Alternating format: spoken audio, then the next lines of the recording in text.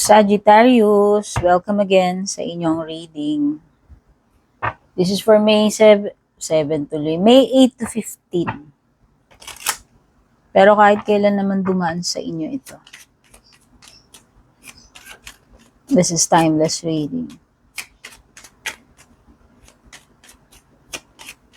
Thank you po sa inyong patuloy na pagsubaybay, suporta, sa mga nag-subscribe, follow, sa mga bumabalik sa ating mga readings. Yan, malaking tulong po bawat isa sa inyo. Love life. Mukhang may something about your love life dito, Sagittarius. So, kahit cross-watchers, welcome po kayo manood dito sa reading ni Sagittarius. Romance. Wow, love life. May love life na, may romance pa talaga. Bonggang love life ni Sagittarius. Mamaya titingnan natin. Major life change. Future.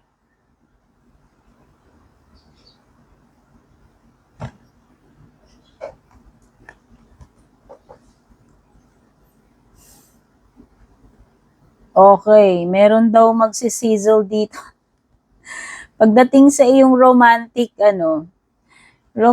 chore ba, Sagittarius, magsisizzle ang iyong love life. Ayan. Love is set to sizzle.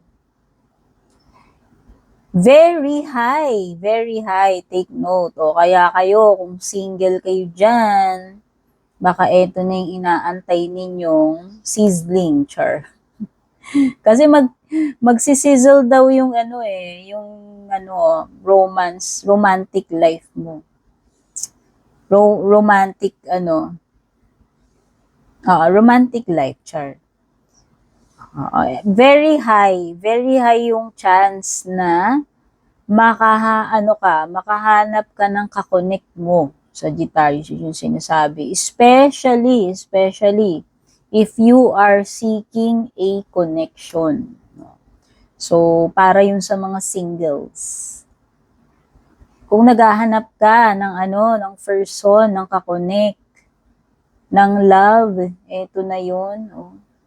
Love, life, and romance, dalawang cards yan. So, very strong yung energies dito ng pagdating sa mga matters of the heart or sa relationship, sa love life mo. Kaya lang, itong isang card mo, meron kasing sinasabi dito na maaaring magkaroon ng future problems. Pero, makinig ka muna bago ka magreklamo. Gaano man ka-difficult yan, yung problema na kakaharapin mo sa love life mo or sa relationship mo, kung may kakonect ka na, taken ka na, or married ka na. Sinasabi kasi na maaaring magkaroon kayo ng problema, gaano man ka-difficult daw yan, mareresolve pa rin yan within this week or kung kailan man. No? Ibig sabihin, mareresolve siya sooner. Hindi na siya yung sobrang magtatagal pa. No? Depende. Depende yan sa decision daw na gagawin mo.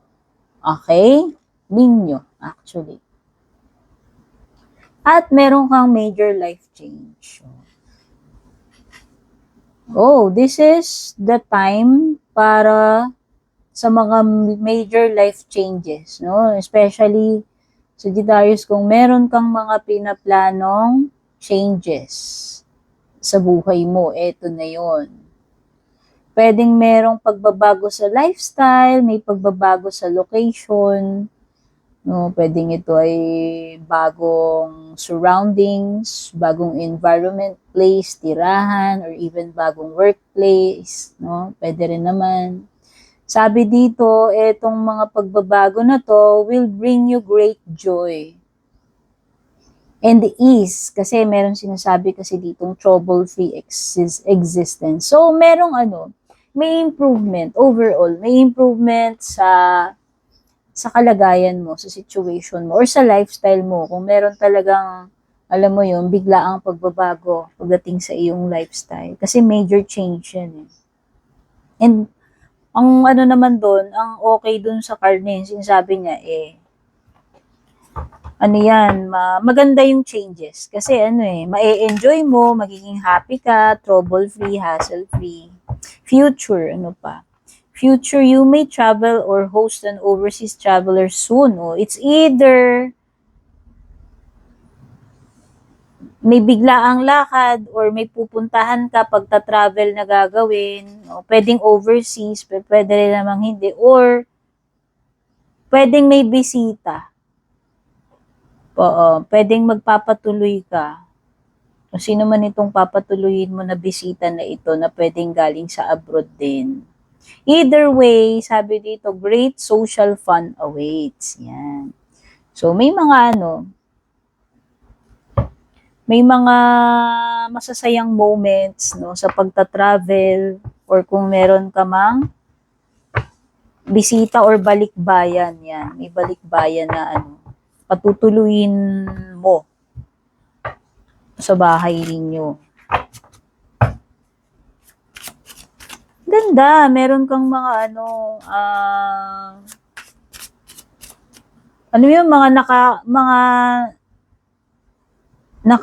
mga gagawin and pupuntahan na mai-enjoy mo no? Kasi parang sinasabi nga doon, pwedeng may bagong place, 'di ba? Sabi doon, pwedeng may pag-iiba ng setting, lugar.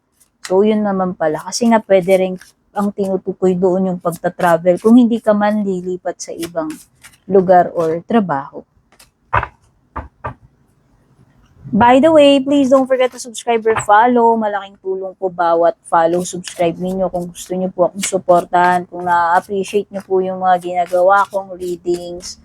Bawat like, comment nyo, share nyo, malaking tulong bawat hindi pag-i-skip ng ads. Kung gusto nyo pong mag-avail ng private reading sa akin or other exclusive perks, dumiretso po kayo sa aking FB page, kayo po yung mag-PM, mag-inquire po kayo doon. Ayan, kung gusto nyo rin pong mag-avail ng subscription, meron din po ako doon. Yan, thank you nga pala sa mga nag-avail ng membership subscription. Tandaan nyo lamang po na dapat yung page na pupuntahan nyo, yung official page ko, may check sa dulo, meta-verified. Kapag walang check po sa dulo, mag-ingat kayo kasi marami pong fake na gumagaya sa akin.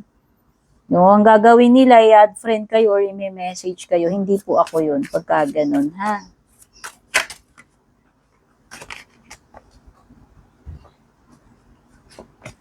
Ten of Swords, reverse, King of Pentacles, reverse, Strength card, Leo energy.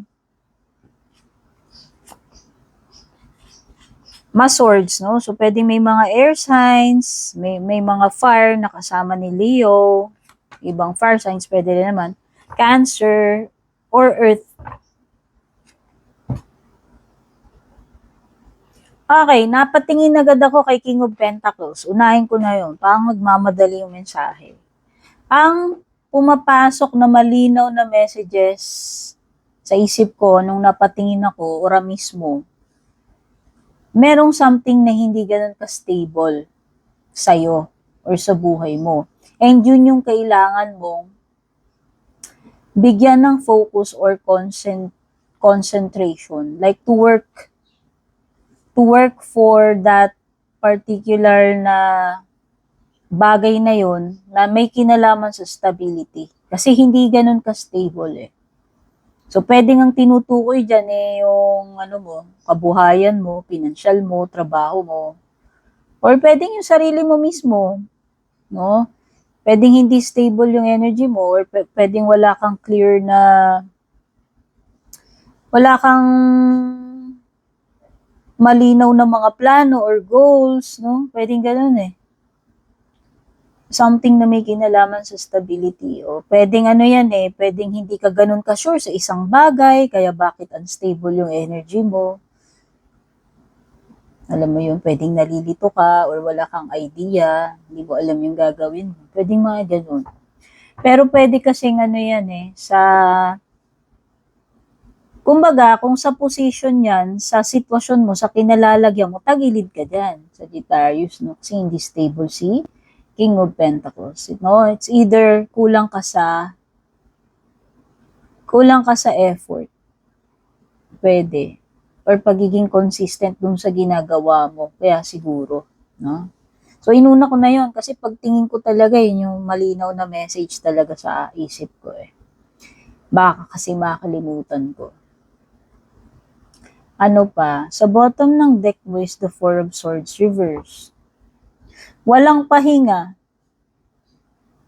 Energy ng burnout, energy ng kulang sa tulog, kulang sa pahinga, energy na nangangailangan ng break, bakasyon, leave, situation na nangangailangan ng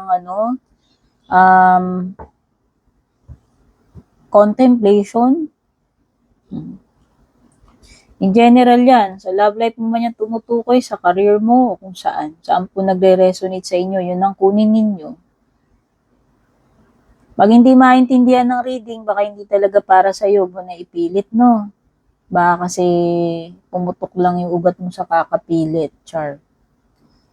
O, meron kasing mga iba, pinipilit nila eh. Wala naman silang nagegets dun sa reading. Pagka ganun, hindi talaga para sa'yo yun. Kasi iba, resonate naman sila eh. Siyempre, hindi lahat, no? Obviously, hindi lahat makaka-resonate dito. General reading ito. Okay? Overall, nakikita ko naman, Chariot is about success eh. And meron ka rin namang strength card dyan. Sa tingin ko naman, depende na lang talaga kung anong path yung pipiliin mo rito. Kasi si Chariot, meron siyang dalawang sphinxes. So, pwedeng may kinalaman yan sa dalawang magkaibang bagay, paths na pwede mong pagpilian or tahakin. So, depende na lang talaga. Kung mapili mo yung tamang path, sa tingin ko magsasucceed ka naman. Kasi there is also a tendency na hindi ka mag-succeed with the Six of Wands eh. Okay? Ibig sabihin, depende sa path na tatahakin mo. Pag napili mo yung isa, pwedeng yun yung tama, doon ka mag-succeed. Or kung mapili mo man yung isa na alat, bokya, pwedeng hindi ka mag-succeed. Kasi baliktad yung Six of Wands mo rito. Okay?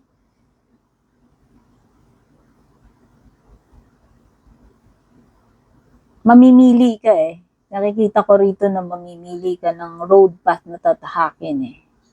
And yung isa doon is nandoon yung success. Yung isa is maaaring hindi ka magtagumpay doon. So, depende. No? Ayan na. Five of Swords. Nandun talaga yung tendency na Five of Swords kasi is two-sided yan eh. It's either ikaw yung victorious dyan or ikaw yung talunan. So, depende sa path na tatahakin mo. Yun nga yung emphasis, no? Dahil ko siyang in-emphasize yun dun sa Chariot na yun. Kasi yun yung nararamdaman ko sa intuition ko.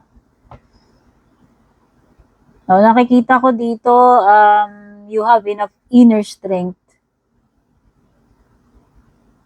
para mapagtagumpayan mo yan. Huwag kang bibigay, alam mo yun, huwag ka basta-basta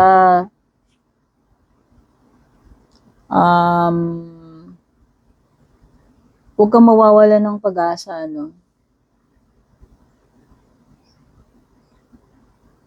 Si Strength card kasi is kaya niyang mag-endure eh. Kaya kung ano man itong pagdadaanan mo na yan, sa tingin ko, mapagtitiisan mo yan, alam mo yun, malalagpasan mo yan, makakayanan mo yan with the Strength card.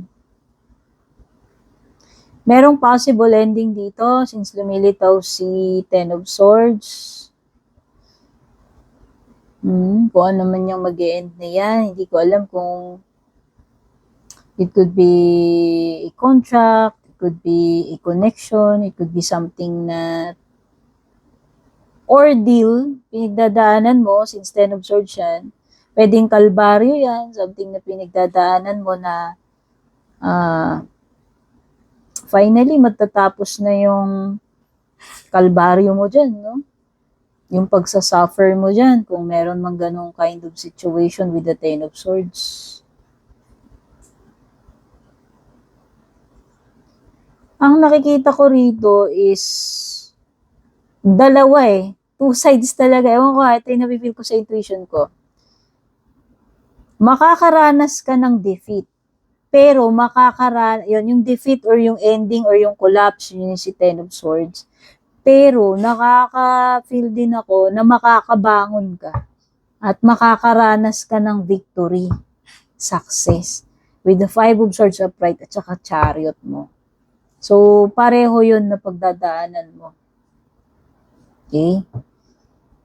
Ang maganda doon, makakabangon ka, makakabawi ka. Gumuhuman yun, matalo ka man doon,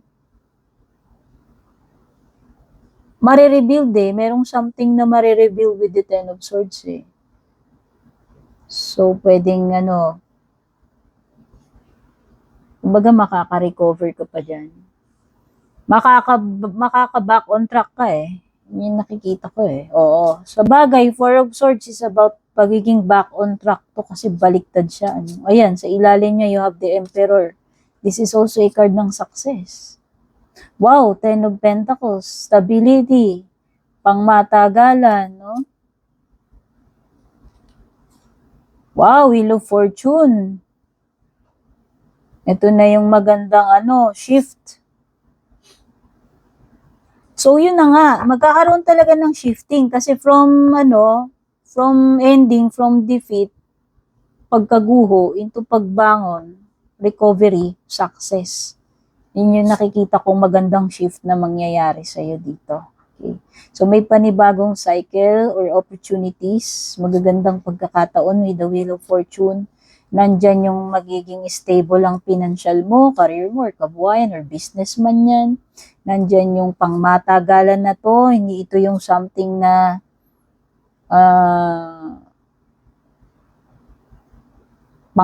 yung panandalian, Kasi maglalast eh. This is something na maglalast. Kaya maganda to. Kung negosyo to, kung love life, kasi ang lakas ng energy ng love life mo dyan, kakikitaan natin yan na ito ay pangmatagalan. Okay? Meron may pag-accumulate dito sa Ten of Pentacles mo kasi itong Ten of Pentacles is matagal. Matagal na matagal pinaghirapan, pinag-ipunan, kaya kung pera yan, ibig sabihin, ang tagal ng ginugol mo para maipon mo yan. Or kung bagay man yan, property na, alam mo yun, tagal bago mo naipundar yan. Pwede rin namang success, yung reputation mo. Ang ganda. This is something na na-achieve mo ng matagal na panahon. Emperor is about status. Emperor is about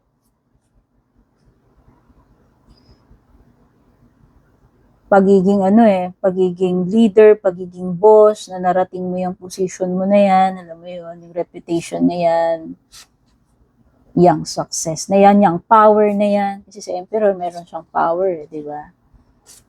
Okay. So, maganda. Overall, nakikita ko magsasucceed ka. Pwedeng yung isang path nga na sinasabi ko sa'yo, pwedeng yun yung unang tinahak mo and hindi ka nag-succeed doon. Hindi ka nag-give up, naging persistent ka. Nag-try ka ng ibang path, tapos yung path na yun, doon ka magsasucceed. Yun yung nakikita ko eh. From instability to stability. Ayan. King of Pentacles reversed to the Emperor, to the Ten of Pentacles. O, diba? Ang ganda. Ang ganda ng pattern. Hindi siya hindi siya pa-decline, hindi siya pa-backward eh. Progress siya eh, improvement siya eh.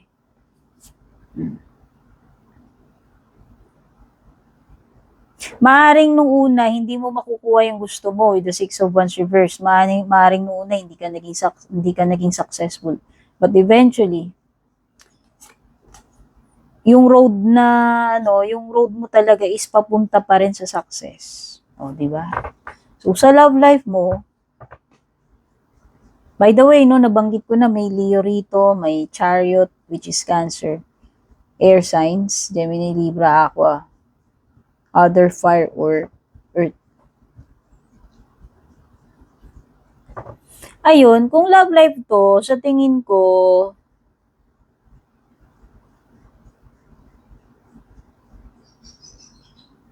at first, pwedeng hindi alam mo yun, hindi mag-succeed yung relationship ninyo. Kasi parang ang nakikita ko rito, magkakaroon ng ending, magkakaroon ng paghihiwalay ng landas, no?